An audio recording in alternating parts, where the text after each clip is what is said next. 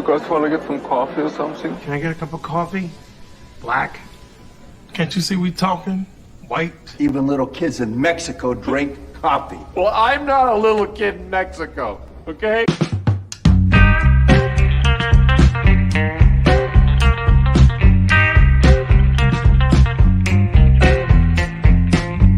That is the best coffee I've ever tasted. A damn fine cup of coffee. You want a cup of coffee? No coffee.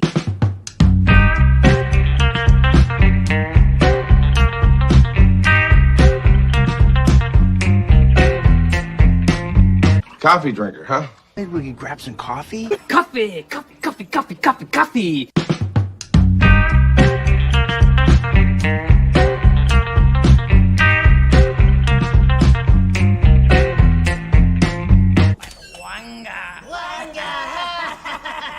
How you doing, fellas? Okay. That's not decaf, is it? Viennese cinnamon. Well, happy fucking Friday. Yay. Yay. End of the week for most human beings, not every human being. No. I don't know if Keith's going to show up today. Hey, Gap. What? I said, hey, Gap. Oh, Gap after dark said hello. So I said, not back. Hopefully Keith will make it. I don't know. He's had a rough week too. We're still recovering from the last convention we did. Just fucking wore us out. But I'm happy to be doing today's show because we're going to be talking about some jackass I know, Christopher Cooksey. He's got Moonlight. Anybody who puts Moonlight in their fucking name should be punched in the dick.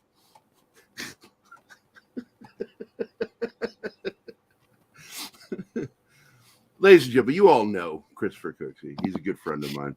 And apparently you know my fetish. Your fetish. I did Chris Knight's show last night, and I love Chris. Chris is a sweet guy, and he has these people on his show. And I made a new friend, by the way. She was just popping.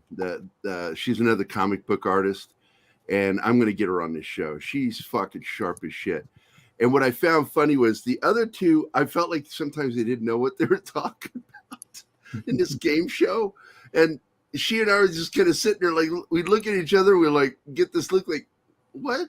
Finally, at one point, like one guy, I don't want to say his name, because he's nice. He's a real nice guy. But he basically, he was asked to give the good, bad, and the ugly about the Game of Thrones series as well as House of the Dragon, you know? And what he did was he basically read a synopsis telling who the characters were and what roles they play in the house. And then it came to her and my turn to fucking rebut or agree with whatever they said. And I was the first one. And the first thing I said was, I don't know what to agree with or rebut. That was just a synopsis. I don't know. He wasn't telling me anything. And I'm like, I don't know where to go with this. All I know is I'm done with albino, fucking going on. I don't want to see Matt Smith's beady-eyed ass because he's got his eyes are beady and so is his fucking ass. And I don't want to see it anymore. And I think it's in his contract. Yeah. Because we watched. I don't doubt it. I don't doubt it. You said that before, and I don't doubt it. I think you're right. It's show his ass and be more adult than Dr. The Crown is a favorite show of ours. Anima. And Hold on. Read what Anima. It wasn't even a good synopsis. She watched the pain I was in. But go ahead, see what you're saying, Chris. I'm sorry. Oh no, I was just I think first or second episode of The Crown, Matt Smith's ass. Yeah, I swear to God, man. People like ask, are you going to watch that show or the follow up if there's more? And I'm like, fuck no. I thought it was really in bad taste to make a show about her while she was alive, showing her give oral sex, get oral sex. I'm like, that is just inappropriate as fuck. While they're still alive. Wait. What show are we talking about all of a sudden? The Matt Smith the Queen show. The Crown? I was told that there was The Crown, whatever it was called. A friend of mine told me that they had oral in one of the scenes. No. That's not. Is that a lie? Okay, my friend lied, but either way it goes. I don't want to watch that show. Oh, it's a great show. It is really a well So acted, you say. Gillian Anderson is Margaret Thatcher, and oh god, who plays Winston? Oh, I can hardly wait to watch a flaming liberal play one of the toughest fucking ladies in conservative history. Yeah, they gave her a fairly fair shake. It was a little loaded, but at the same time, she was actually portrayed as a likable character. Sometimes they actually did that because she was very likable. Yeah, there were things that I thought were a bit unfair, but at the same time, I don't think anybody is immune to that on the show. There are times the show is very good in the sense that some episodes it shows them at their worst, and other episodes it makes you really empathize with them. So, and that's not just Thatcher, that's all the characters. So it's a very good show. I don't always agree with it, but then again, there's no show that I 100% agree with, but it is a recommend. It is a good show. Then you haven't seen Transformers Beast Wars. Firefly. I'm going to show a little video. Before I did that game show last night, Tom had sent me from Midnight's Edge, sent me an invite, and I thought he wanted to talk to me. I didn't know he was doing a show. It was funny. So I popped in, and this is what happens when I don't know what the fuck is going on. And immediately, Six and Mexican Iron Man just begin shitting on me. They were so fucking rough on me.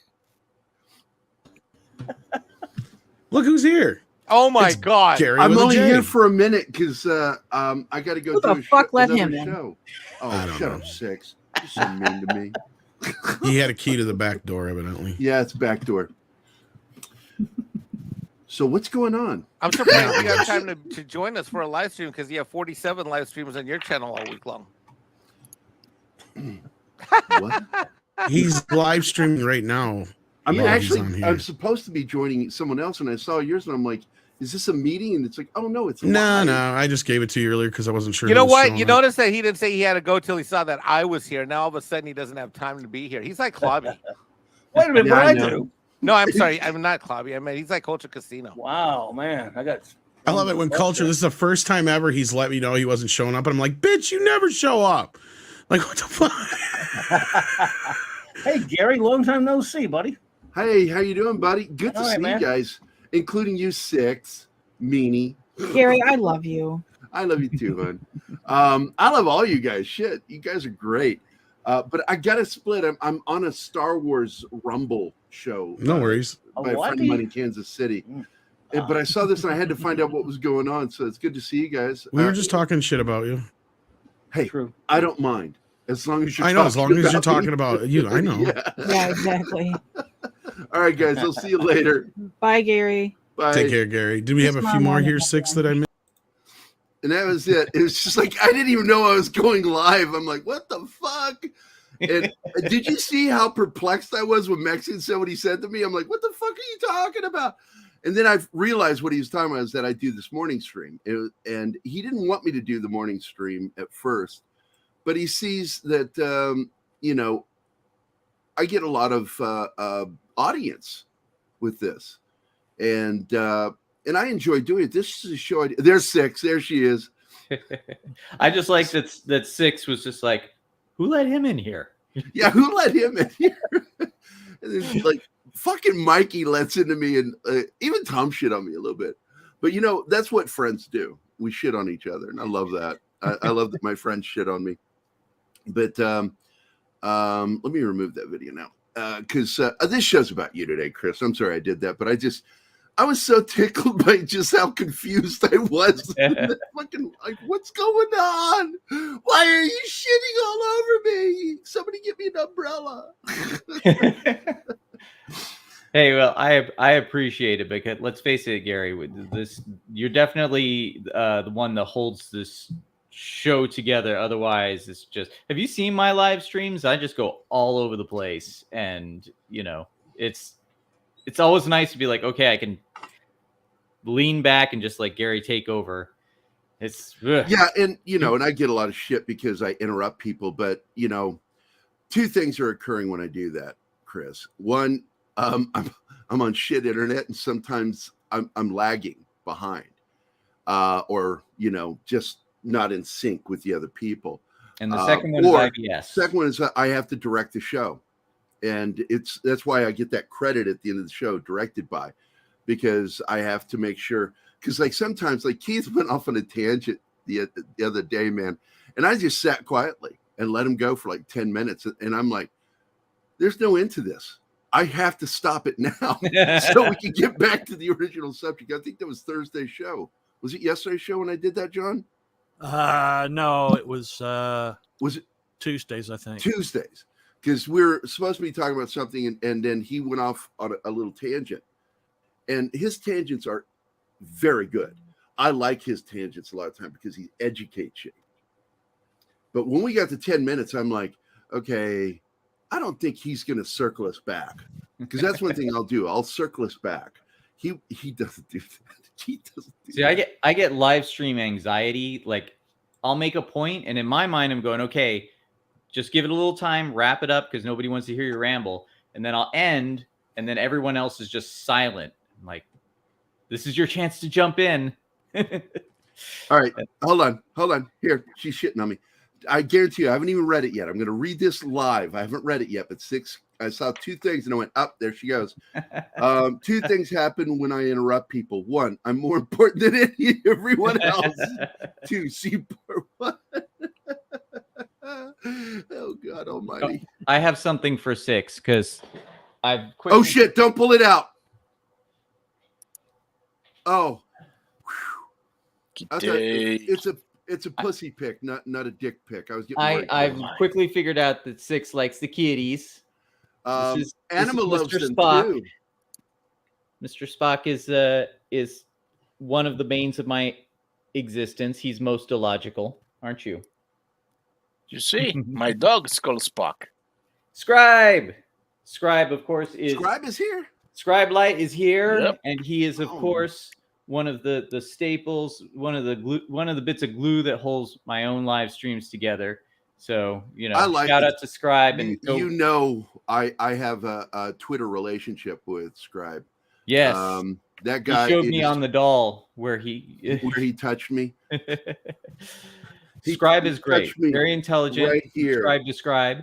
There's nothing there, but that's where he touched me, where there's nothing. I want to say good morning to everybody. Gap, again, you win. Gap was first to post today. Good morning, Gap. And of course, Gap is After Dark now, but he is the Gap previously known as Between My Teeth. And of course, Das Wolfen was here too, but he's also on the show.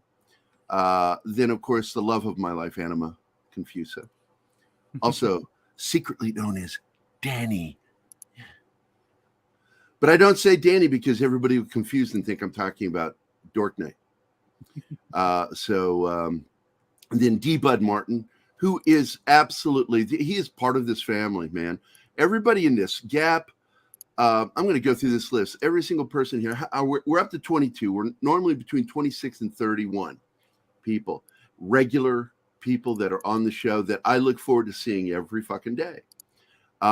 Which includes Dr. Dragon, the single greatest Saturday morning cartoon villain ever. Monkey Jibus, think come again. Stone Pie Media. And you know what? I bet you Monkey Jibus has never heard a woman say that to him. My God. Thank you, come again. He's freaking out of the screen. Stone Pie Media is here, my very good friend, fellow artist, buddy. And we're working on something. I'm going to tell him, Matt, I came up with this idea that I want to do a variation of Muppet Babies, just a 2-page comic strip that has Star Trek babies, that has all of the major characters from Star Trek from the original, all the way to the last of the good Star Trek. None of the Alex Kurtzman shit or So Deep Space Nine? Deep Space Nine and Enterprise. And they're all going to be little kids running around doing up to, no good. Worf will be like a whiny little kid. It'll be funny. Worse than his own son on Star Trek Next Generation and Deep Space Nine.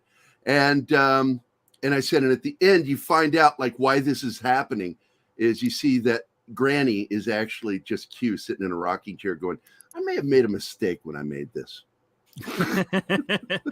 I almost feel like this wasn't there an episode where they turned into little kids? Yeah.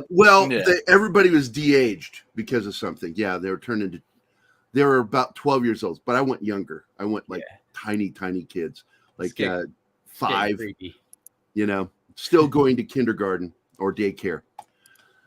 But again, I want to get back to this because once again, Anima Confusa, love of my life. Mr. Tickle Trunk, I suppose you expect me to talk. And Mr. Tickle Trunk replies, no, I expect you to die. Because he's an evil James Bond villain. That's Mr. Tickle Trunk. Let's see. Who else is here? Goodness gracious. Everybody's active this morning. Alex Moore is here. Good morning. Jacob the Critic, a good friend of mine. That motherfucker got to meet Pauly Shore a week ago. Can you fucking believe that? I'm like, you lucky son of a bitch. You got to hang out, took photos with him, hanging out with him. I'm like, you bastard. Magitech Mags is here. Just our chat is full of beautiful women this morning. Penny is here. That is Dork Knight's mom. It's a sausage party on camera, but in the chat it is not. King's Pork Cal is here, my good friend from Tennessee. Let's see, who else am I missing?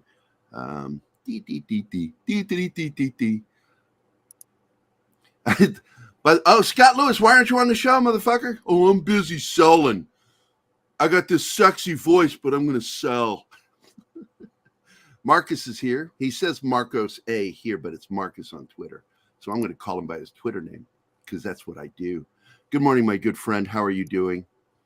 Magitech Mags. Hey, Marcus, did you see my picture of my buddy? He's Chippewa Ojibwe, and he is Illinois State for his age group, the state champion weightlifter. And I swear to God, man, I got to find that picture. Is it still here? Nope, I got to upload it again. Mother Puss Buckets. Go back to downloads. Where is it? There it is. I'll upload this shit. Multitasking. I love this picture of him.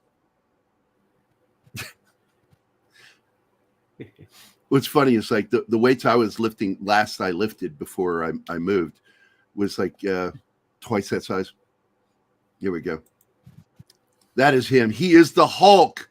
Hulk smash. That's definitely some beast mode right there. He's really powerful. He played professional football as well as being a military veteran, served in the Navy. He was a squid, and he became a decorated police officer, wounded in the line of duty, like Don Ecker. I've worked with him so many times, and we are just best buds. I love I don't go to parties, but when he invites me to a party, I fucking go because it's going to be epic. Right, John? Yep, that's why his parties are always called parties of epic proportions. That's right. Parties, and it's no shit. No shit. You get the craziest thing that happened this last party was stripper pole competition. And it wasn't all girls. And it was funny as fuck. And the girls, no matter how sexy they are, and I'm not going to embarrass them and say who they were, because one girl just was plastered. And she's gorgeous.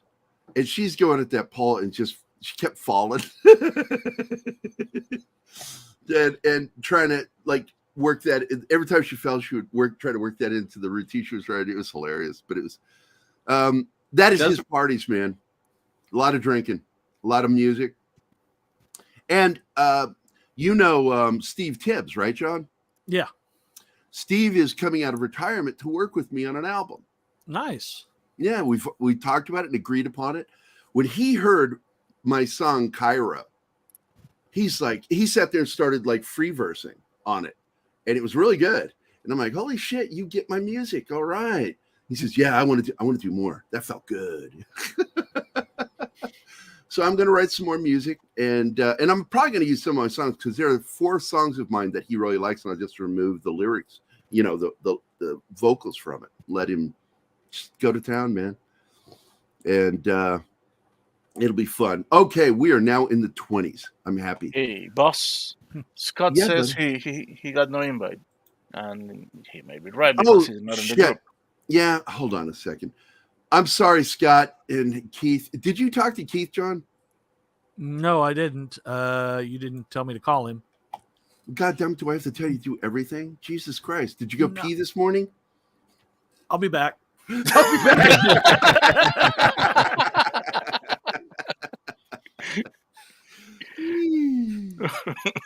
By the way, I want to tell Anima something. This is none of y'all's business, so everybody plug your ears. I love that photo you sent me last night with you and your kitty cat.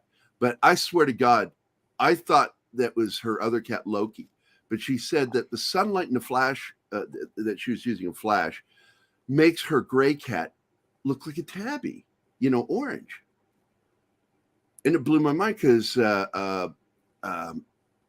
Amelia is gray on camera. There's women in the chat. Starts weightlifting. Yeah. But I love that photo, Anima. I didn't get a chance to tell you how much I love that photo. It was really cute, you and your kitty cat. Hold on, there's something going on over there. Yeah, I'm going to Facebook right now to, oh, God damn it. My mouse is all over the place. My hand is shaking from the nerve damage. So I can't even click on the fucking new tab without clicking the wrong thing. So there we go. Yeah. New tab. Cat squats. You make me feel really bad every time I call him because I keep waking him up. Good. Better you than me. Yeah, that's what I told him is you're having me do it because you don't want to feel bad about it. Yep. Morning Wrecking Crew is the group that Scott is in over there. And I think you're in it too, aren't you? I know Chris is in it. Keith. And who else is that? I'm in it. Yeah, you're in it too. Yeah. And there it goes. I just sent it. Yeah, I'm just in both all you got to groups, do is, if I can't do it, you're more than welcome to put that link in there like I just did. See it? See it? You're in that group, motherfucker. Okay, that was Martian. I don't know what it is, but Don Ecker keeps trying to send me these files and I'm not getting them. And I've gotten everything he's ever sent me except for these latest files, and I'm really excited. He has a document from 2003 that was from the NSA stating that in 1957 there was a recorded incident of mathematical communications that were of alien origin. And it absolutely states in it, this was of alien origin. It was not from Earth. Mathematical equations. And this was confirmed through the NSA. In 2003, about Sputnik picked it up. And it took years for it to finally, after the fall of the Iron Curtain, for this information to ever be recovered. And the NSA confirmed it. And it's like, nobody talked to, I don't remember this news. Do you guys? That alien communication was captured by Sputnik and nobody knew how to translate it. It was just some kind of mathematical formula that meant something. Was this, the premise for that movie that Carl Sagan wrote? Contact, yeah. I wonder if that was the inspiration for that, because it wasn't made public until 2003, but it was known apparently in certain scientific communities because they were trying to figure out what it was. And nobody could figure out what they were trying to say, and they used mathematical formulas to do it. It was just, I don't know why. That scares the shit out of me. It Scares Good morning, me. gentlemen. Good morning, Scott. Good morning, Good Scott. morning, guys. Hello, Scott.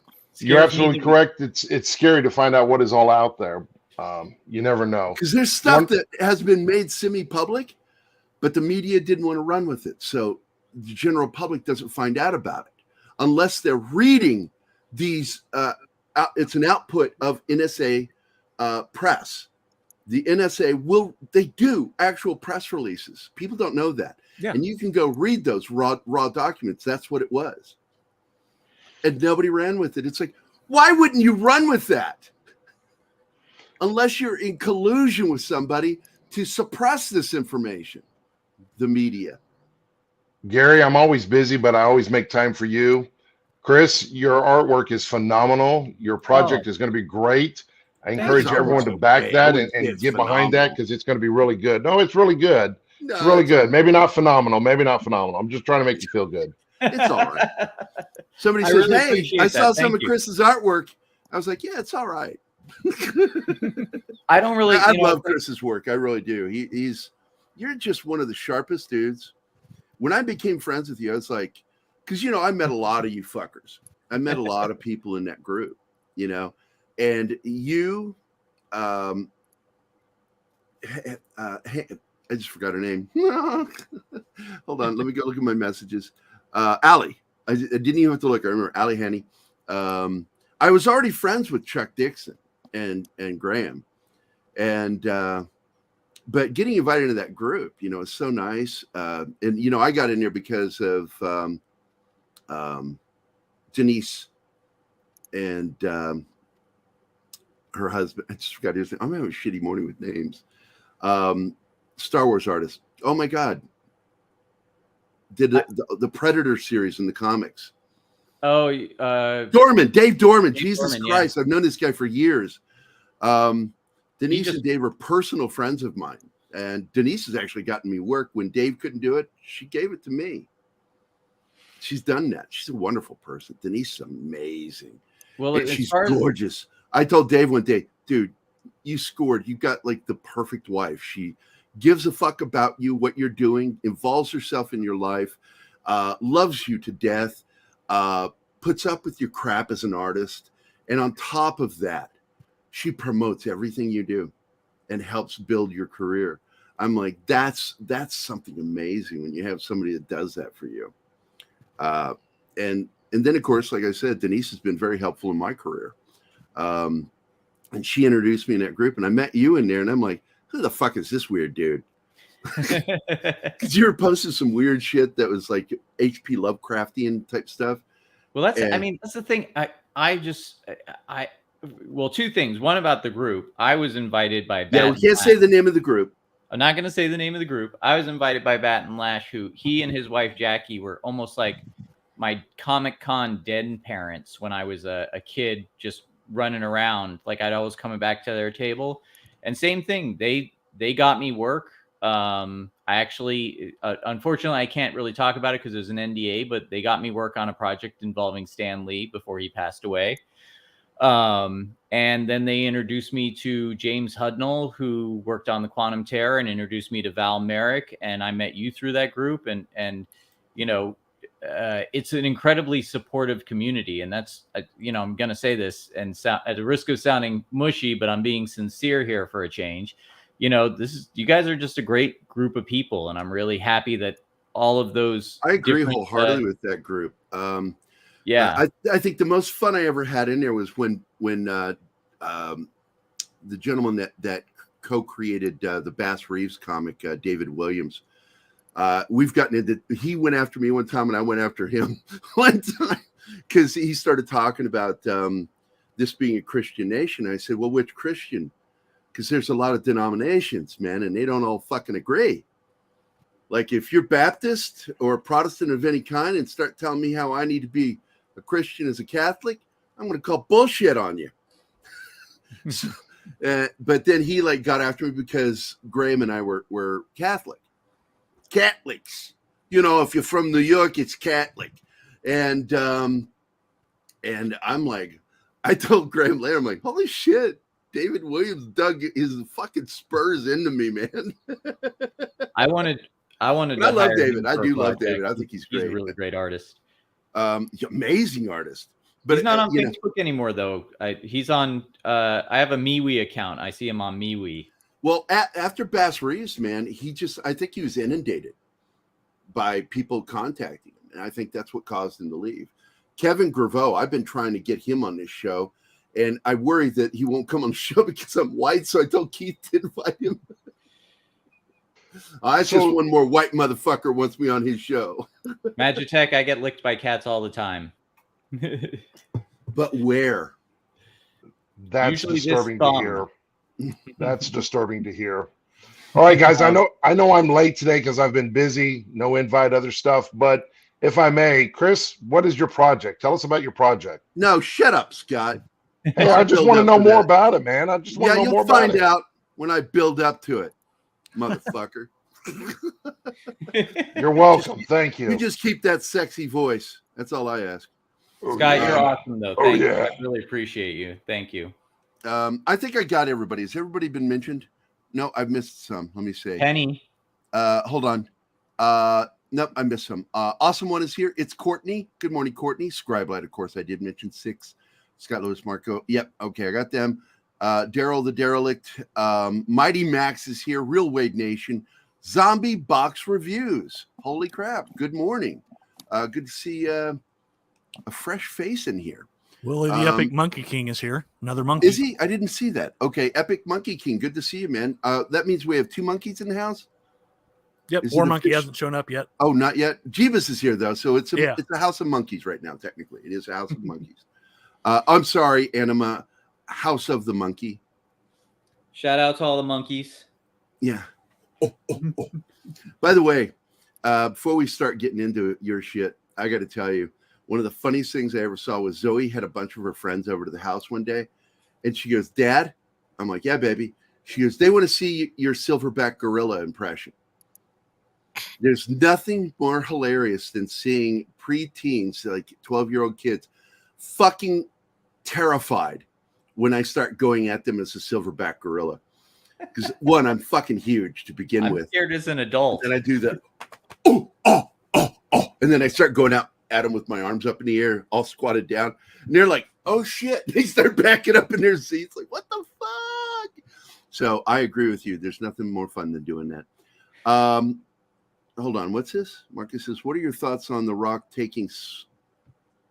switching all the No, what happened was, if I'm understanding that correctly, somebody, a separate marketing company, put the wrong footage in there is what's being said, but I don't think it was accidental. I think it was on purpose, just so he could do that and create people talking about it. I think it was a marketing ploy. I absolutely 100% am positive that's what it was. Fuck-ups like that don't happen. They just don't happen. I think that was done intentionally to make fun of Hamada and Joss Whedon. I absolutely believe that that's what that was about. And they can play it off all they want to, that they're just, oh, it was a fuck up. No, that was them shitting on Joss Whedon and Walter Hamada. Do you guys think so too? Yeah. Yeah. Nothing happens like that unless it's planned. Absolutely. And there's a process of approving trailers that keeps that shit from fucking happening. And The Rock is so hands-on. He knew what was in that trailer before it went out. This shows just how nasty he can go, because I think it's funny. I do. But let's get some of the items. Are you ready to start showing me some stuff here? I'm talking about video-wise, not your penis. Oh my! I mean, we're good friends. Shut Hey, up. now, Martin. wrong Don't act show, like you've wrong never show. heard dirty words. I Live was in Mexico, for God's sake. prepared for the wrong eventuality. Hold on. No, I can share. Let's see. We'll start with I won't share system audio right now. Let's see. So, all right, should be ready for you to approve. All right, I see it there. Tickle Trunk, thank you for $2 asking you questions about to get answered anyway. Awesome. It is time. Is this a video? This is just the Indiegogo page, which is, I don't know if I should show it because I should admit something here, which is I way underestimated or wrongly evaluated my my plan to get this out to people, which is again So why you underestimated. Well, I used a lot of the same techniques I did for promoting the Quantum Terror once it was out, thinking that they would work the same way for a crowdfunder.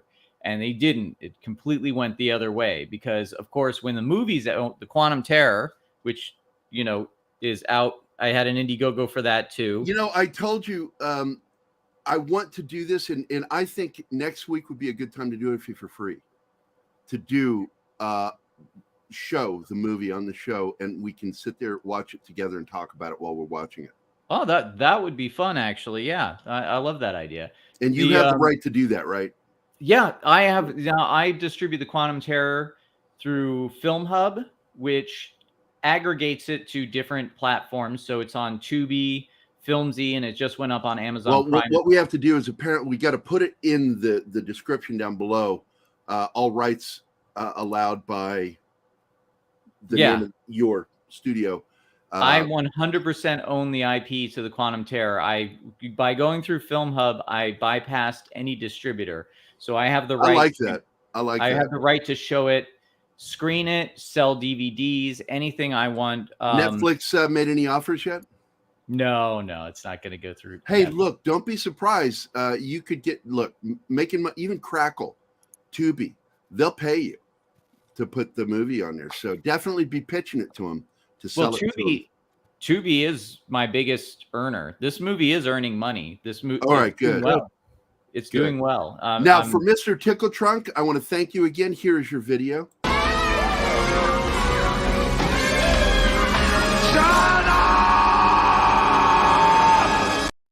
There you go. But let's go and get this on screen here. Here we go. Yeah. Okay, so it's Escape from Planet Omega 12, which is part of what I'm calling this. The big plan is what I call the sci-exploitation anthology, which the idea is on your screen, hit F11. F11? Yeah, where the browser is. Hit F11 and the top disappears. There you go, buddy. Ah, great. So, yeah, I had this idea maybe in 2012. I was at the San Diego Comic Con and Robert Rodriguez was there talking about how he was going to do a reboot of Heavy Metal as a series back when he still had the rights to that, and how he was going to do the Fire and Ice movie. And I was losing my mind going, this is exactly what I want to see. And he said, we're going to have a contest.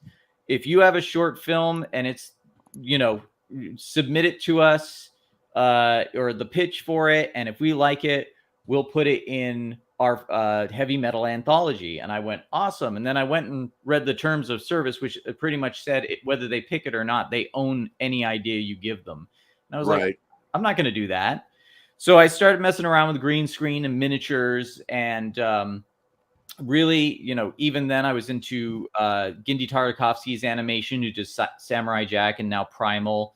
Oh my God, Primal. Oh. Primal is fantastic. So I essentially said, I would like to create a series of stories, some of them short, some of them ongoing, and I hope Escape from Planet Omega 12 is ongoing. Either using animation with miniatures or green screen actors with miniatures, and kind of give it that. The reason it's called sci-exploitation is because I wanted to take the best of the grindhouse mentality that Robert Rodriguez really, did a great job of embodying. And what I liked about what he did with it was he made it contemporary by bringing modern digital technology into it, whether it be consumer programs and equipment or open source stuff, and then take that nice retro sci-fi like Forbidden Planet, Barbarella, even though I didn't really like Barbarella, but Green Slime. I love Green Slime. It's one of my favorite films. And it's got a great opening title song. Yes. But, stuff like that, Robinson Crusoe on Mars, all the way up to the Roger Corman Galaxy of Terror, Battle Beyond the Stars, Forbidden World, and just take those mentalities and mash them together and then give them my own style. So this project essentially is the the big flagship one, the one that I want to be an ongoing series of movies. This first movie is essentially what I'm going to do is I'm going to take Blender, like 3D animation, hand-drawn animation, puppets, miniatures, and blend them all together in a style for Escape from Planet Omega 12. And it's about this woman, Tara, who is, she's the wife of a captain of a privateer ship who's discovered the first alien planet in the universe. It's kind of like the Dune universe, not in the politics and that sort of thing, but the sense that it's just populated by humans and they've never come across alien life in all their travels, except now. But in that, I won't give away all the details, but the entire crew is killed, and she escapes on an escape pod that, and she's not part of the crew. She's just the wife of the captain. So she has no real survival experience, anything like that. She manages to drag her husband, who's been stabbed in the chest, into the escape pod. He's dying. The little assistant robot floats in with her, and they eject down to the planet in an escape to make sure that they're not murdered. And then it's all about her surviving. And her husband dies, and his body is absorbed by a gelatinous entity that starts taking on his personality. So even though her husband's dead, he's still kind of there in essence to protect her as this kind of giant fighting blob. And there's monsters, and some mysterious force is sending robots after her, drones, that sort of thing. So we have, and it's all very adult. It's like Fire and Ice, like Heavy Metal. More mature themes. I want it to be sexy. I want it to have cool creatures. I've always been a monster kid. I've never liked it when the monster turns out to be someone with a mask on. I want monsters. I want creatures. Here are some of the puppets. They're all Kit Bash stuff. And, here's the character of Tara. And, I did some, I forget the name of that 80s artist that used to do those Duran Duran covers, but that artist kind of inspired this one here. This is almost like a vacation poster for Omega 12. But, again, I want to keep the style simple. So I did these very kind of simplistic designs. Characters like this little creature here are going to be puppets. And I have a technique for doing them on a very low budget. That's why we're only trying to raise 50,000. We have 25,000. But as you can see, I launched this, I think, on Monday. It's Friday now. And boy, is it a stinker. So I'm kind of floundering because I'm like, all the techniques that worked for promoting the Quantum Terror, I applied to this thinking it'll work the same. And no, it hasn't. So thankfully, you've put me on this live stream. I'm hoping other people will live stream me. Well, we'll do more. We can talk about it tomorrow morning, too. That would be great. I am directing a short film all weekend, actually, featuring, by the way, someone that you introduced me to, Sarah Frazetta, Frank Frazetta's granddaughter, and co-creator of Howard the Duck, Val Merrick, who is also an actor, is in it. So I want to also show you. If you're going to have him in the film, he needs to have a cigar at some point. Come on, man. This is a short film now there's no sound to this. I'm just going to let this play. These are miniature effects animations that I've done in the past. This is what it's going to look like. Oh, that is so gorgeous. Look at that. Thank you. Yeah. Those cave paintings were actually done by Val. This was for a Ray Bradbury project, and this was for the. Oh, I remember this. Yes. Yeah. So these are miniatures. This is force perspective. This is. I remember the miniature for this. Yeah, this is complete. There's not even any green screen here. This is just force perspective and lighting. This is a Lovecraftian landscape for an upcoming film called Brimstone Saint. I was commissioned to do this, and I got permission to show it here today. But that's all practical as well. That eyeball is practical. Those are all miniatures I built. The trees, the mountains, and then I use effects to do the particles and the lighting. And I have a lot of fun doing this stuff. So if you can imagine, kind of like a throwback to the old Fleischer Popeye cartoons, you imagine animated characters, but they're not in a painted background or a CGI environment. This is actually this is my way of kind of throwing my hat in the ring in this kind of lull in quality in our culture. Here's a stop motion. This is all stop motion stuff. This is an old sci-fi. How did you get it so smooth? Yeah, well, the technology really allows for that these days. Those are a lot of penises, by the way. Well, this, I have a lot of fun with. Oh my God, that planet has a vagina. I'm sorry, my mind's in the gutter all the time. Sorry. So these are older. Beautiful. Look what you're doing here. That's definitely heavy metal-esque. Very. Well, this is the idea. Now, one of the things I did in this campaign is I just essentially said this is done using photos and displacement maps with footage of water. This is actually photos of rocks I took in Sedona, and just did different things to them. But I have been listening to YouTube and live streams for a long time, and I hear people talking.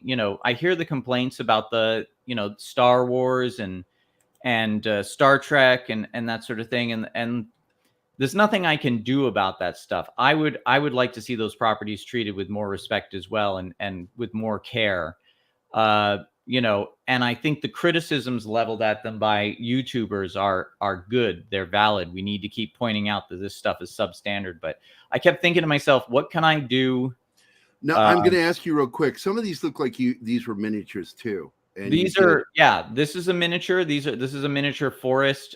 This is stylized for Brimstone Saint as well. This is for the opening credits when the movie comes out. I was asked to create something that looked like it's a miniature and Burton-esque.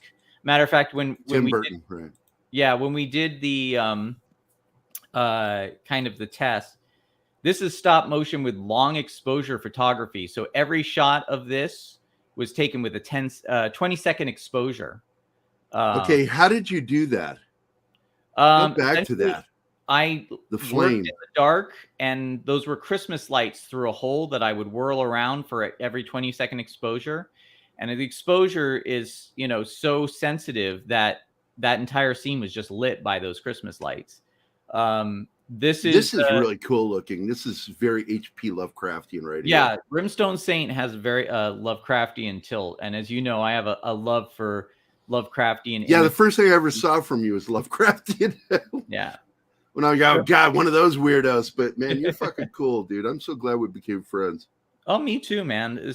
We always have a lot of fun, and the idea of this is, as far as the quality of television goes or movies, I can't match that as an independent filmmaker. But what I can offer is I can offer style in the sense of using materials that Hollywood would just, if I went to Hollywood and said, I want to do it like this, they'd be like, why? We've got a whole crew of CGI artists, But the point is just to do something that has some real texture to it, because I believe it's not just about, that's a sculpt that I did that I then animated using After Effects.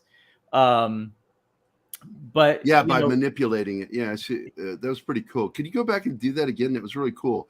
Now I think the eyes in that, are they superimposed?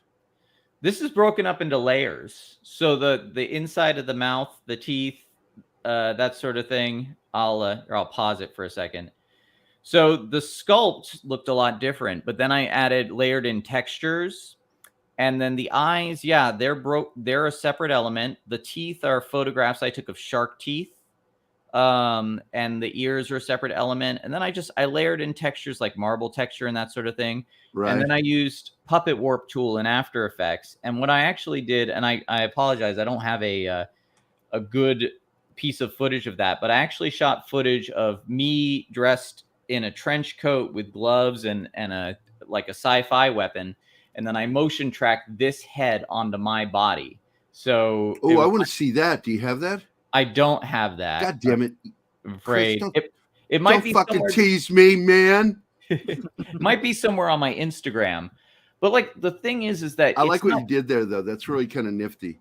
Thanks. Well, if it's a grindhouse style, it's forgiving. If people realize it's stylized, but I feel like we need to start looking for, because we have computers and because Hollywood has such big budgets, they just they write the script and then they feed it to the different aspects of the production crew, and they work on it and they do a great job, but it's all through the filter of that pipeline. So I wanted to do something. I feel like if we're going to infuse entertainment with some new elements that really kind of inspire some new ideas. Oh, let me get rid of this now, since let me get over to the back to the other page.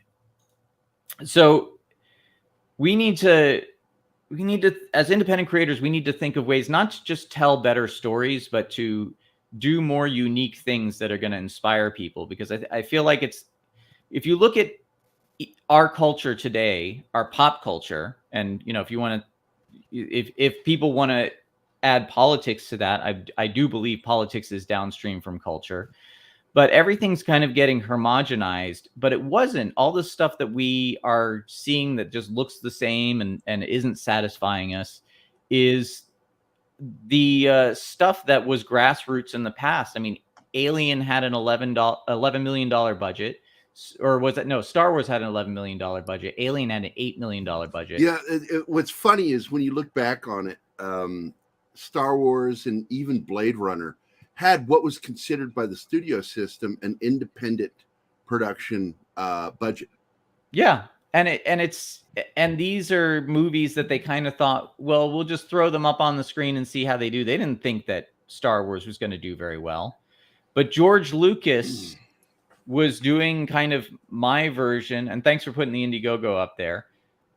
My version is even lower budget. I'm just a guy, working from home. Now, this money that I'm raising is going to go to hiring animators, hiring puppeteers and fabricators that are going to help me. Right. Again, co-producer Doug Mayfield and I, we procured $25,000 to do this. And, I'm definitely taking a risk here, both financially and with my credibility as a creator. I've managed to do one movie so far. And believe me, if this Indiegogo doesn't work, it's not the end. I fought tooth and nail to get the Quantum Terror done, and it got done. But if we can make this Indiegogo work, I'm essentially offering, and the idea is this, I'm only doing one reward. It's $25. You get the uncensored digital download, because there has to be a censored version for when I go to video on demand, because they're not going to accept what I'm going to do. And I'm not doing anything, lewd or hardcore. It's like heavy metal. It's like, like Fire and Ice. It's going to be sexy, but it's going to be an adventure. And I really wanted to create something that right now we're being told on so many different sides. Let's say bye to D. Bud Martin. He has to leave. I'm sorry to interrupt. Oh, no problem. I'll see you later, buddy. Have a good day today. Thank you. Happy Friday. Very much. Yeah. So keep going. I just wanted to say that. No, I appreciate everybody listening, but this is a kind of story that I wanted to tell purely because people are these days going like, you can't tell that kind of story. You're being misogynistic, or you're promoting violence, or anything that a young man would be like, oh, I want to go see that, Fire and Ice, heavy metal, that sort of thing. It's going to get attacked for, whatever stupid reason. This is a chance to just cut loose and enjoy something that maybe, you might get your finger wagged at by some people. I don't know, whether it be, people on the internet or your mom or something like that, but you can have a good time with it. And it's going to be, I want to create something beautiful. So, that's overall the pitch. It's a no politics story. It's fun. It's adventure. And like I said, at the moment, I'm kind of floundering. I made the wrong estimations, and here you are helping to pick me up. And I hope that, in the time left of this Indiegogo, we can really kind of plow ahead and get some financing going. Yeah, so. I'll help. In fact, I'll talk to you after the show. Actually, you and I should probably go have a private conversation in the conference room after the show, because I wanted to talk to you about some. I've been wanting to talk to you about some stuff, But I do want to interrupt the show just for a second because yesterday I already wished him a happy birthday. I love this guy, and he is the production designer for the film Blade Runner. And David L. Snyder's birthday was yesterday, and I like this guy a lot, man. When I met him, I'm like, holy crap! Because here's the problem. I bet you feel the same way. When you meet other artists, you're always disappointed, like, they're fucking assholes, or they think way too much of their fucking artwork. And I don't know if I've told you, but Drew or David Frizzell, good friend of mine, great artist, done a lot of rock band album covers. He quoted me once. He said, one of the best things I ever heard from an artist was my buddy Gerry. When I said during an interview, I said, my problem with other artists is that they think too much of what they're doing. They forget that we're only just one step away from embroidered toilet paper. And you know what I'm talking about, the toilet paper with patterns on it and shit. Artwork, drawings, as some If people you call get it. to do art, there's been plenty of times during the Quantum Terror, I was doing, I was driving Uber, or I was delivering food, or doing manual labor, that sort of thing. It's like anything to keep the money coming in. So, but yeah, happy. Are we gonna sing "Happy Birthday"? No, because I'll tell him about it later. I'm just gonna tell him that at the 56-minute mark, we all said, "Happy birthday, David Snyder." Happy birthday, David Happy Snyder. birthday, David Snyder. You are a king among men, man. And thanks again for becoming friends with me, because I look forward to the next Blade Runner special that we do. And I expect you to be front and center on that, because I want to really get into what he did on Blade Runner. I feel like that when we did the special earlier this year, I didn't get to talk to him as much as I wanted to, because we had a panel of guests. And happy birthday, David. Fantastic. So glad to know that guy. There we go. Let's get back to big screen. There we go. Ooh, look at us with giant heads. Look who showed up at the end of the show. Keith. Keith. It's not over, buddy. I'm just teasing. You've got 3 minutes. Are you doing okay? Yeah. I had some stuff that had to be taken care of. So. Oh, shit. Did you kill that dude? He can't say on the air. Oh, I forgot we're on the air. Okay. Did you see what happened to me last night, Keith? No. What happened? Tom invited me. I thought it was to a private meeting. Oh, yeah. I did see that. I'm in the middle of a live stream, and immediately Six and fucking Mexican Iron Man are just shitting all over me. Tom shits on me. I'm like, I got better people than you that want to shit on me. Oh. Yeah, I did end up watching that as soon as I got to work. So it was fun though. I didn't know it was a live show. I thought he was wanting to talk to me or something. And then I got in there, and you can see it on my face. I'm like, what the fuck is going on? I'm like confused. Mexican Iron Man shits on me for doing morning shows. He says, so you can look in there and see that he's done 47 shows in 1 week. And I'm like, Jesus Christ, I do 5 shows a week and then 2 of our regular shows. That's really not that fucking many, but Mike, man, he lets into me. He knows how to dig those spurs in. That's why I love him so much. I really do. He gives me shit the way I need it. Hey, Gerry, glad you can I can ask make a it, question? Keith. We've got Chris here, and we're talking about his project. I'd like to go over it again a little bit. Can you go over it real quick, what you're doing, and show some of the stuff again for Keith? Sure. And for the audience. Fuck it. I'm sure they'd like to rewatch some of the stuff. I'm going to put your screen back up. There is some animation of one of your females. Cool. This is an animation test for Tara, because we're kind of dabbling between doing Blender characters and rotoscoped animation.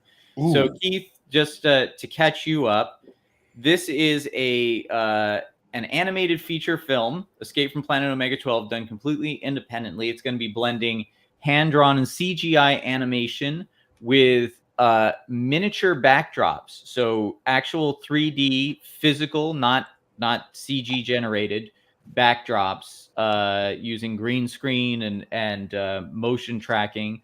And we're going to have puppets. We're going to have puppet aliens and puppet robots. Not puppets like the Muppets or even the Dark Crystal, although a little bit like that. But, you know, using rod removal, that sort of thing. Yes. And it's a story of Tara, and I'll play this again. This is let's replay. This is the miniature backdrops. Why is it? Okay, there we go. These are some of the examples of the miniatures that I've done in the past. But Tara was the wife of a privateer ship captain in space, and their ship was sabotaged and ambushed, and everybody on board was murdered except for her. And she takes an escape pod and is marooned on a planet. She's only got a little robot assistant, and the body of her dead husband is absorbed by a gelatinous creature that starts taking on human form and his personality. But he's giant, so he can fight giant monsters and robots. So that's it. It's like a prehistoric alien planet. And when they get it on, it'll be giant sex with a tiny person. Well, Christopher, come on, man. You know that's a question. well, Christopher, let me ask you this. First of Yes, all, sir. amazing, very impressive. Thank you. First of all, how many are helping you with this particular project? Okay, so we have here, I'm gonna get rid of this here. So I've got some close that. It's mostly me, but I will have special effects artist Jenna Green, who if anyone's a fan of the old sci-fi show makeup challenge show Face Off, she was a contestant on there. Cool. I'm also hope to get my friend Jiggetto, who is a puppeteer on the East Coast, to help out. And then we have a couple of young animators who are still in college who are building 3D figures. But for the most part, it's going to be me building miniatures. Like I said, I'll be hiring people to help with the puppets and shoot, but it's almost a solo project aside from that. So. Okay. Well, now, first, again, impressive. Thank you very much. It would appear to me that you've been working on this for quite a while. Yes. But let me at least ask this.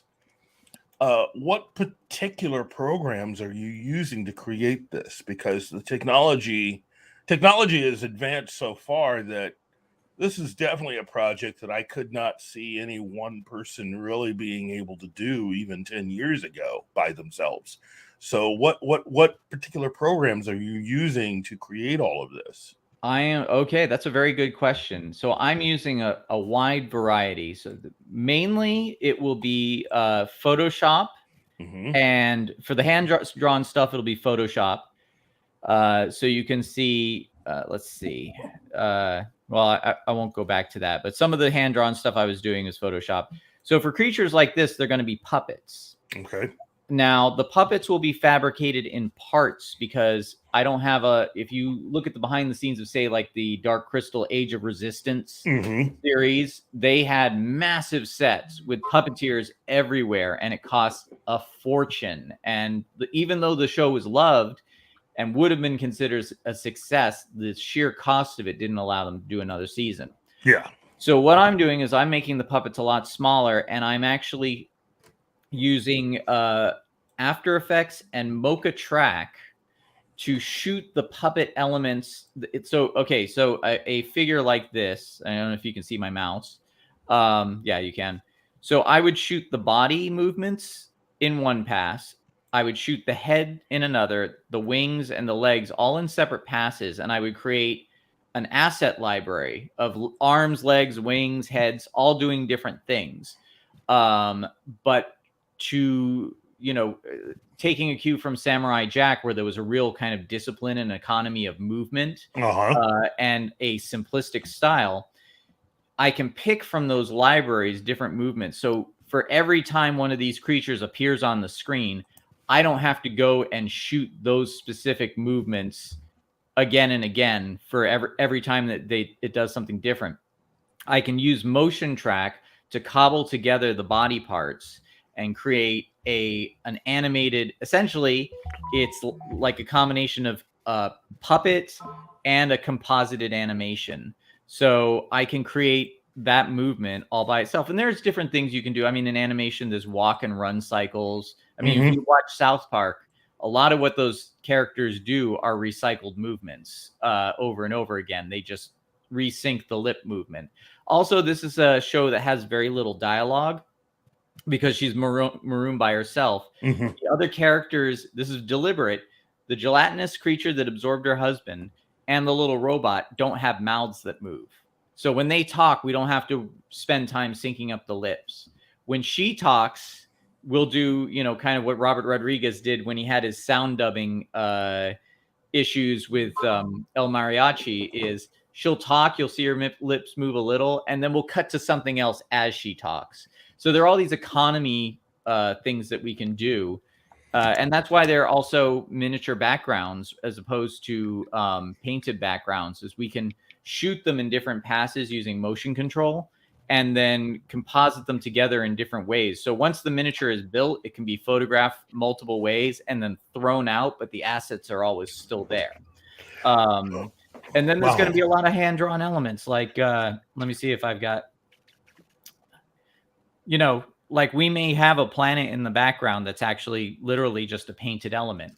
And, I'll be using different filters to make the miniatures, the hand-drawn and CG stuff, and the actual illustrations kind of all sync together in a simpatico style. And then we'll kind of round it up with elements that are, we'll be using, let's see, Red Giant and Trap Code have different particle systems. So we can do things very simply like water, fire, sparks, dust elements, leaves falling down. So we can do all these things to like layer it and create camera movements. So, but yeah, you're right. This is something that if I had pitched this project, in the 90s, people would have been, you're nuts. This is like $100 million project. But now because of both open source and consumer technology, I mean, I'm able to shoot in 4K using Blackmagic Pocket Cinema cameras. And motion control rigs are about,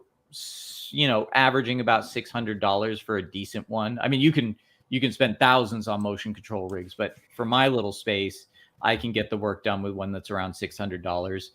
Wow. So it's it's a huge, it is, now don't get me wrong, it's a huge undertaking. This is going to be, like 60-hour a week work time and lots of fabricating and that sort of thing. And it's going to take a year to a year and a half to complete. But just from my experience before with the, again, I'll go back to playing it because, let's see, where is it? Blah, blah, blah. Let's go up to and replay. This is what it's going to look like, more or less. And then I'll skip ahead to what Gerry liked, which is, let's see if I can find it. There it is. So this is an example of, now this is an old example. I can do a lot better, but this is cobbling. Because I can see where you did it on this, and I'm sure you're better today than you were when you made this. Yeah, this was actually the first time I ever did anything like this, and this was back in 2012. So some of the stuff I'm showing you is very old. What I really like is your forced perspective with your miniatures. This forestry, all of this, I like the way you did this. It's really well done. Thank you. This was a lot of fun. That pathway. Right there. Look at that. This is an example of cobbling together. So, the background elements in the far background are lighting elements and painted elements. What I see here, like if I were to do something like science fiction, I would love this. And then I would immediately digitally matte in a ship flying through. Well, matching it. You know what inspired this? Two things inspired this. One, the original miniature work in the first Terminator, James Cameron's first Terminator. Yes, I fucking loved what they did. And two, just the lightning flashes. Because when I was discussing this with director Chris Young, we were going like, what can we do to create more interest in this?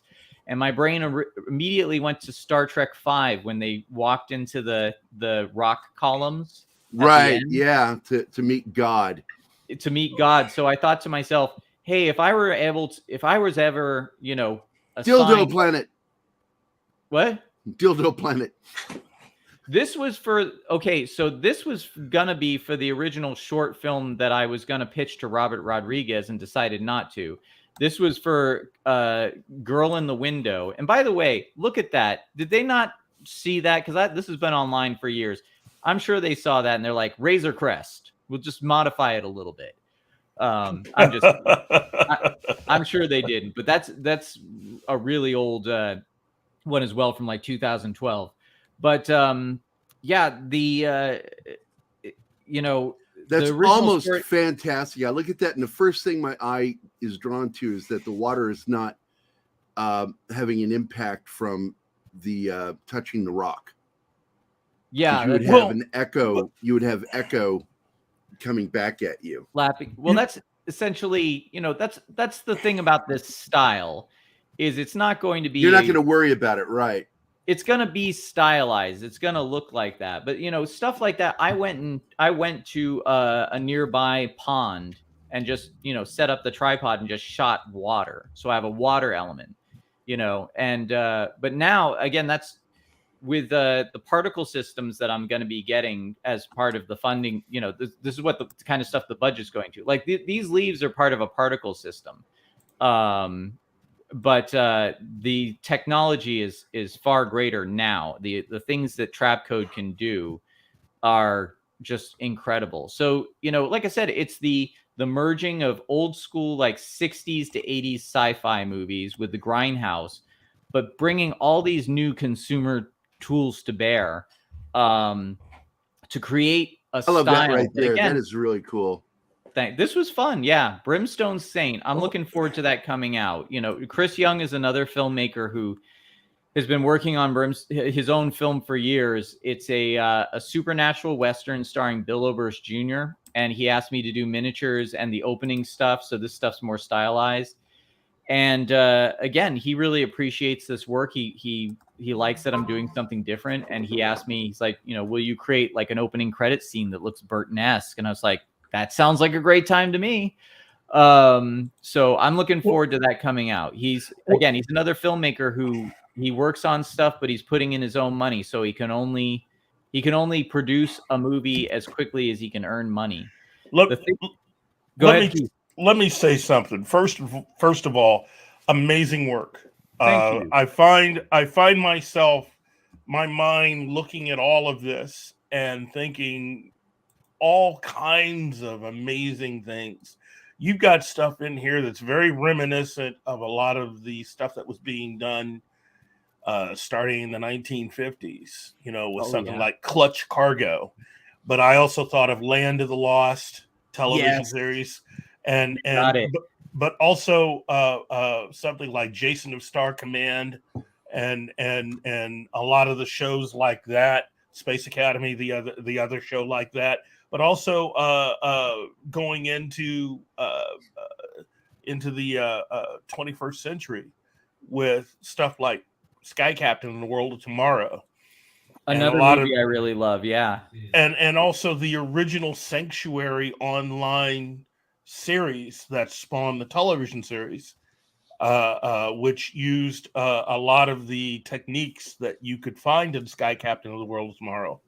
And where all of the environments in the original online series were all made up. There was nothing real used at all in the original Sanctuary series before it became a television series. And you seem to be just getting it done. So congratulations, young man. This is impressive. It truly is impressive.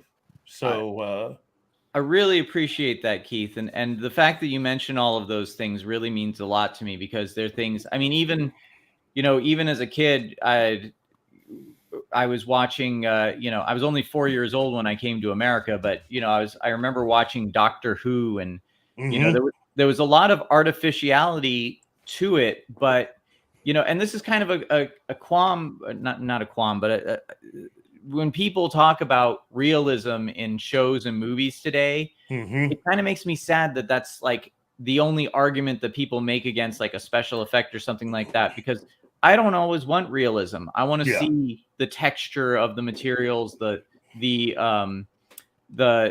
artist's fingerprints on it. And even when Gerry was talking about the turbo lift where they use the carpet padding, it was like, I loved it. Even though people can point at it and go like, oh, that's this, or that's, oh, I recognize what that is. Oh, they're using an ice cube tray on the side of a box to make this or whatever.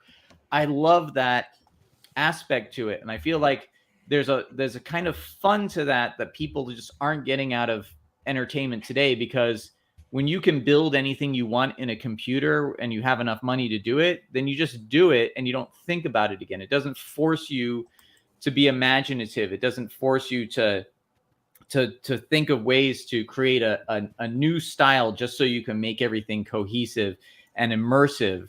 And I don't think realism is the key to immersiveness. It's just story logic, even if sometimes there's plot holes, if it has an emotional logic. And that doesn't just go for the story, but artwork is an emotional thing. Or Gerry was talking about making music earlier. It's like sometimes that, it's like when I go to, say, my favorite play is The Phantom of the Opera, you feel this swelling in your chest watching the performance. You feel emotionally moved and you don't quite know what's happening, and you can't quantify it. And if you try and quantify it, you lose it, but you just moved by it. And what I'm trying to do here is create something that I'm trying to move people again. Bye, Penny. Oh, bye, Penny. Thank you so much for tuning in and listening to me ramble. I hope I'm not losing. Back that up. Back that up a couple frames. Back that up a couple frames. Hold on a second. Now, these are my rough storyboards, by the way, that have been going by. Go back. There you go. Now, I love this when the shadow comes over. Absolutely giant boyfriend penis. It's absolutely. When that shadow comes over her, it is obvious what was subconsciously in your mind, that you want to give him that giant penis. That was actually, I meant that as an homage to the rabid brontosaurus in Primal. I wanted to do kind of like an alien version of it. I don't know if you saw that episode. I forget what it's called. Like, it's in the first season. It's called like the Madness Sickness or something like that. But I really, again, Genndy Tartakovsky is such an inspiration to me in terms of his visual. What really works with him, there's that shadow.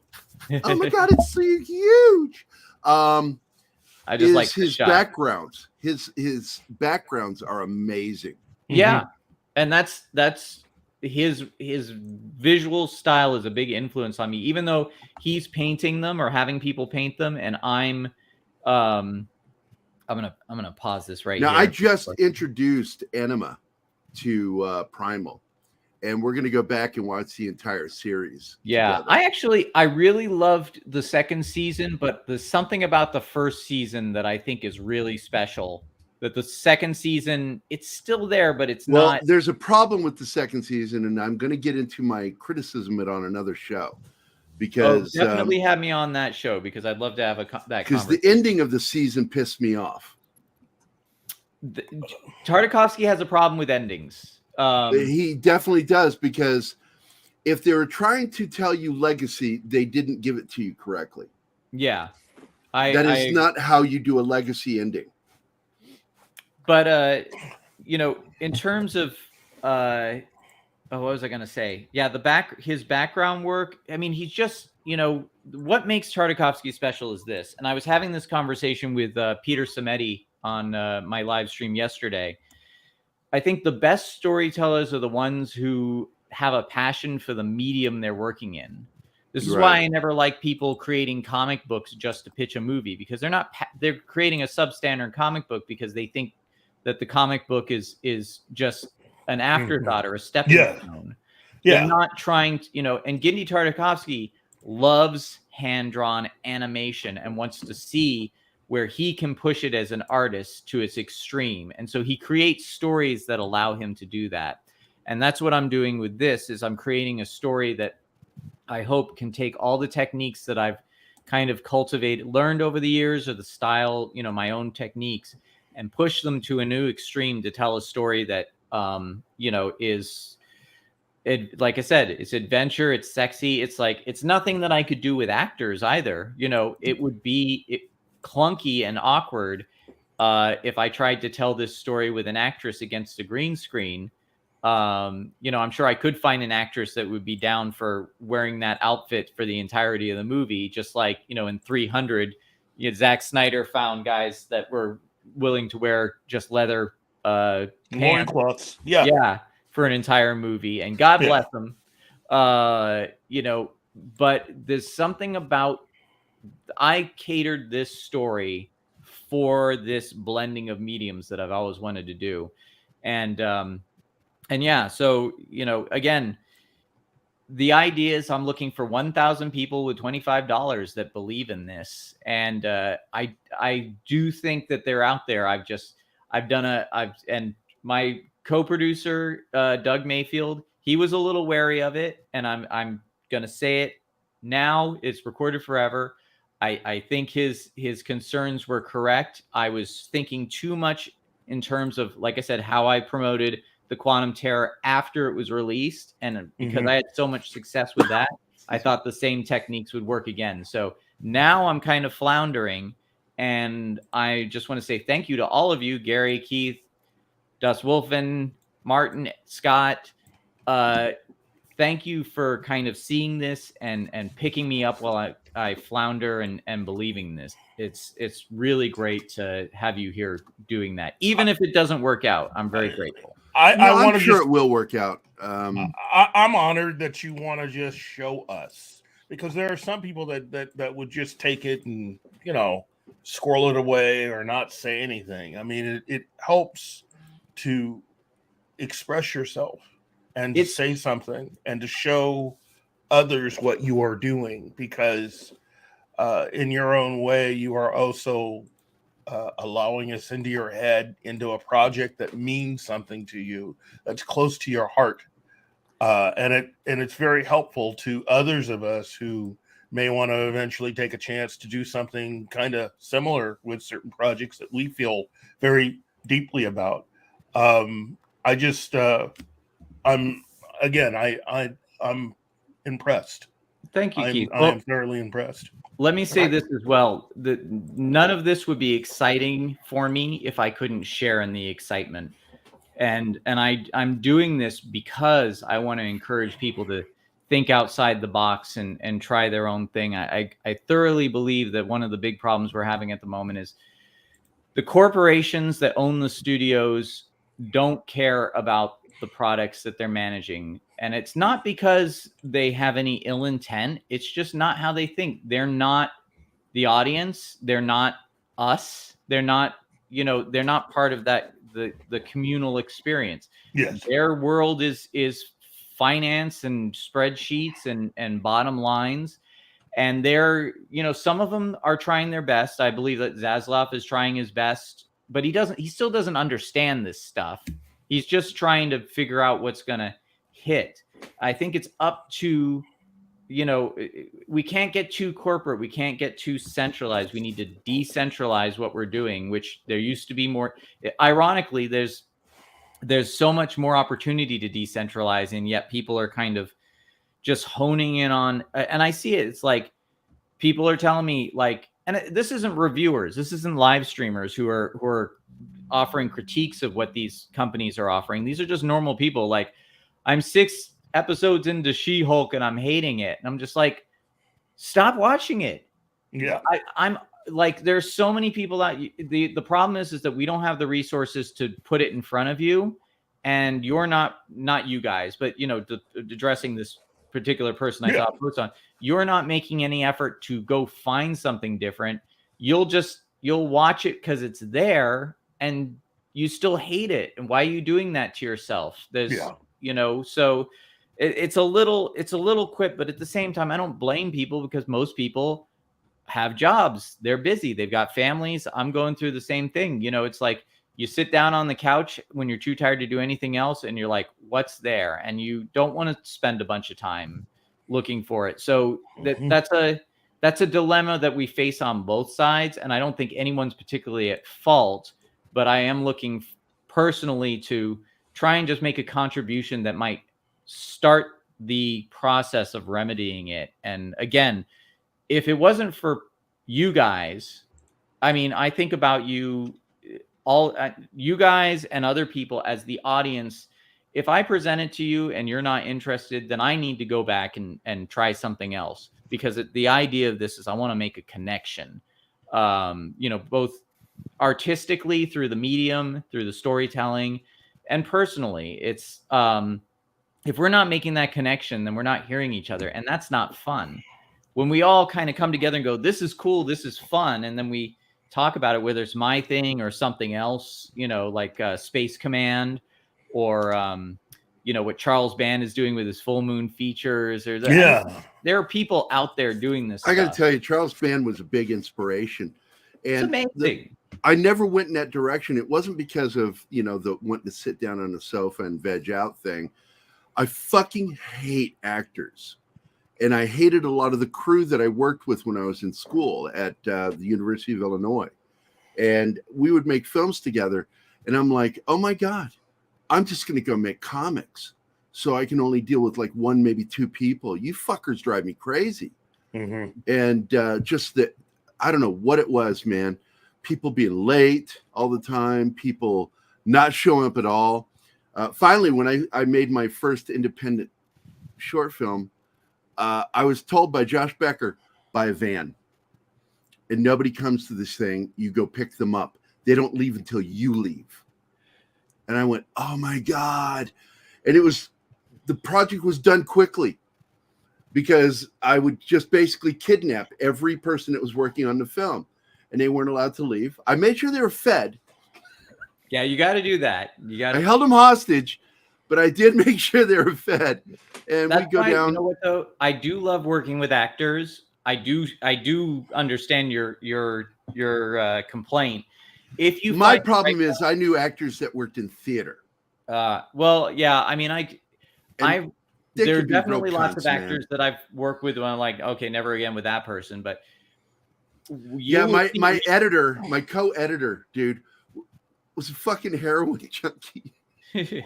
I'm like, how are you passing in school? He was a straight A student.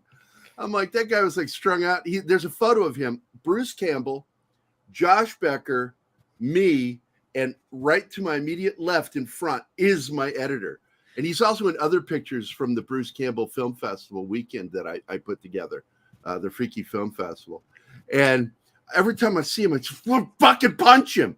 Because it's like, I just remember how fucking difficult he made my life during the editing process of that movie. It's funny though, because well, 2 points. One, you'll see repeat actors in my stuff just because when I find the right actor. When you find the right actor, you want to stick with them. That is exactly why directors do that.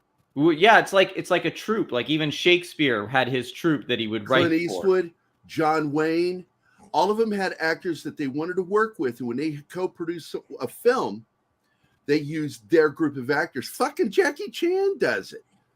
Yeah, but it, just as a comment to heroin, I interviewed Steve